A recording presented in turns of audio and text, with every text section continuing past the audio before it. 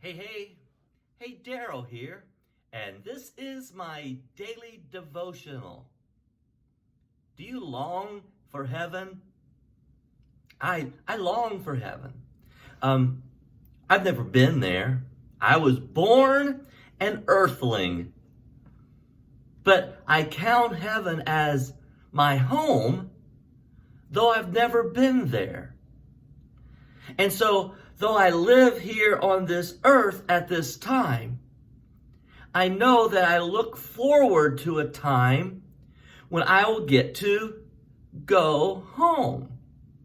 Now, an example of that is seen in the person of Nehemiah. Nehemiah was born during the Babylonian exile. He'd never been to Jerusalem, but he knew that that was his home, and he longed for home, and he was concerned for his home. Now, many years earlier, Persia defeated the Babylonians, and many of the exiled folks returned back to Jerusalem, including Ezra that we've been studying. And now the character Nehemiah shows up in our study of the Old Testament. Nehemiah had an important job.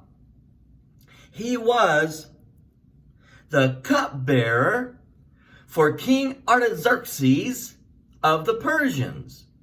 That was a big deal. So someone came back to Persia who had been in Jerusalem, and Nehemiah asked, "Hey, how are things going at home?" He'd never been there, just like I've not been to heaven. I consider that my home, and I long to be there. He asked, "How are things at home?" And the report that he received disheartened him. I'm in Nehemiah chapter 1. Chapter 1, verse 2.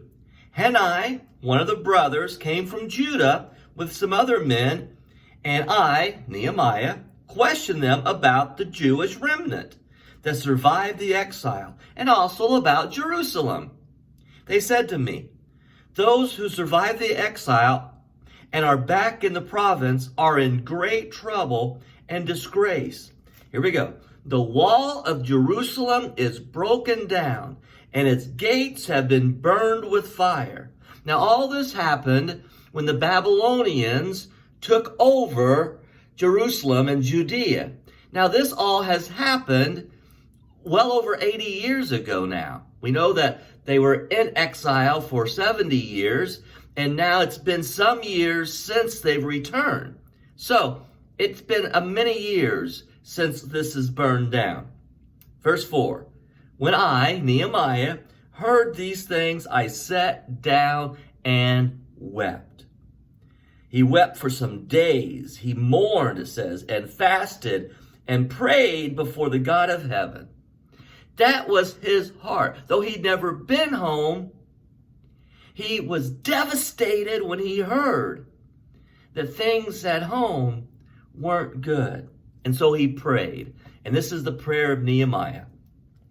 "O Lord God of heaven, the great and awesome God who keeps his covenant of love with those who love him and obey his commands.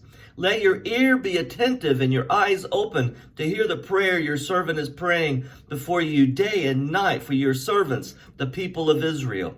I confess the sins we Israelites, including myself and my father's house, have committed against you. We have acted very wickedly toward you. We have not obeyed the command, decrees, and laws you gave your servant Moses."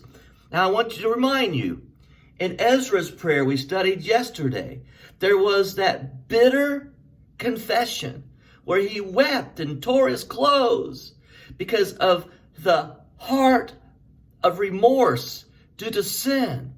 And now, here's Nehemiah. He's never even been back there. In fact, as Nehemiah is living in the luxury of the palace of the king.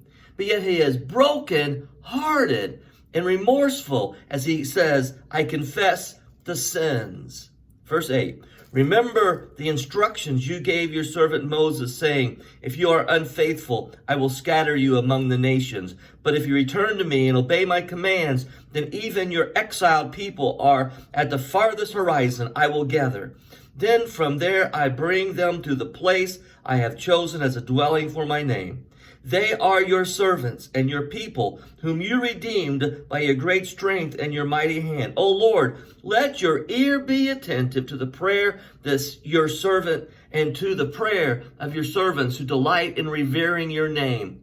Give your servant success today by granting him favor in the presence of this man, I, cupbearer to the king.